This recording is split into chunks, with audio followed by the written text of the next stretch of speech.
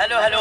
तो जी हाँ मेरे दोस्तों, आप सभी के बीच आ रही है इंस्टाग्राम का सबसे बड़ी स्टार मिस तो छोटका धनु जो मनी मिराज के टीम में, कौन नहीं इनको जानते होंगे भाई। छोटका धनु को कैसे उठता बैठ मिस मुस्कान केटी उर्फ कना की बेटी आई लव यू सीरियस आवला। देवेंद्र देहाती को भाई कौन नहीं जानते होगा। एकदम बड़ा एकदम फनी इनका कॉमेडी रहता है जो मनी मिराज की टीम है।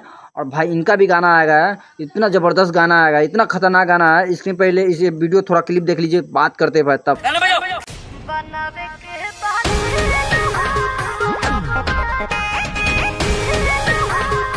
भाई कितना खतरनाक गाना है। और छोटका धनु भाई जो भाई इसमें जो बोल रहा है ना भाई, और जो पब्लिक का क्राउड एकदम जो खतरा, एकदम बवाल का ये वीडियो है भाई जो आ गया है। बनावे के बाद रील हो आ गया है, बहुत ही बवाल छोटका धनु। और इस गाने का सिंगर शिल्पी राज, और भाई इसमें काम किए हुए छोटका धनु और देवेंद्र देहाती। और भाई एकदम बवाल का ये गाना है, आ गया है।